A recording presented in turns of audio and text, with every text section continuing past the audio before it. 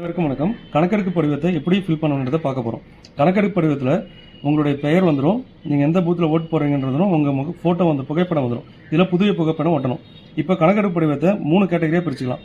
மேலே இருக்கிறத 1, இங்கே கீழே right hand side left hand side 2 இருக்குது. அதில் 2, 3 ஃபில் பண்ணிக்கலாம். ஒன்று எலக்டார் இந்த 2025 யார் யாரெல்லாம் வாக்காளராக இருக்காங்களோ அவங்க எல்லாருமே ஃபில் பண்ணணும். அடுத்தது 2, 3 எப்படி ஃபில் பண்ணணுன்றதை நம்ம அடுத்து பார்க்கலாம். இப்போ 1 நம்பர் எலக்டாரு 1 நம்பர் காலம் இருக்குல்ல, இது எல்லாமே 2025 வாக்காளர் பட்டியல் இருக்க எல்லாமே அவருடைய பெயர் முகவரி ஃபில் பண்ணிடுங்க. 2ஆம் நம்பர்ல யார் ஃபில் பண்ணா, 1ஆம் நம்பர் எலக்டாரு 2002லயும் அவர் பெயர் இருந்துச்சுன்னா அவர் 1, 2 மட்டும் ஃபில் பண்ணுவார். இல்ல எனக்கு 2002ல என்னுடைய பெயர் இல்லை, என்னுடைய தாயாரோ தந்தையாரோ அடுத்தது தாத்தா பாட்டி இவருக்கு 4 பேர்ல யாரோ ஒருத்தருடைய பெயர் அதில் வந்து 2002ல இருந்துச்சுன்னா அவர் வந்து 3 நம்பர் காலத்தில் ஃபில் பண்ணுவார், 1, 3 ஃபில் பண்ணுவார். ஓகேங்களா? இப்போ அதனுடைய உதாரணத்தை நம்ம பார்க்க போறோம்.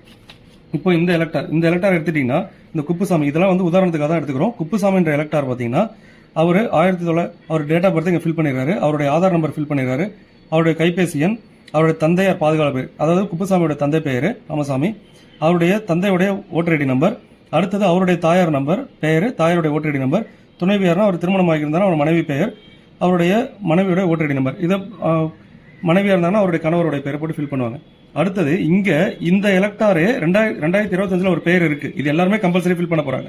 இந்த எலக்டாரு 2002 இருந்திருக்காரு அப்படின்ற பட்சத்தில் அவர் 2002 இருக்கவங்க இந்த சைட்ல தான் ஃபில் பண்ணணும். அவர் பேரே இருக்குல்ல, அவரே குப்புசாமின்ற பெயரை போட்டுருவாரு. அவருடைய 2002 அவரோட ஓட்டர் நம்பர் என்னவோ அந்த நம்பர், சில பேருக்கு பாத்தீங்கன்னா 2002 ஓட்டர் நம்பர் இருக்காது, அப்படி இருந்துச்சுன்னா ஐஃபோன் போட்டுருங்க. அடுத்த உறவினர் பெயர், குப்புசாமியோட உறவினர் பெயர், அவர் என்ன உறவு முறை, அவர் எந்த மாவட்டத்தில் இருந்தாரு, எந்த மாநிலத்தில் இருந்தார், அவர் இந்தியா ஃபுல்லா எந்த இடத்துல 2002 ஓட்டர் ஐடி இருந்தாலும் அந்த டீட்டெயில் இதில் ஃபில் பண்ணணும்.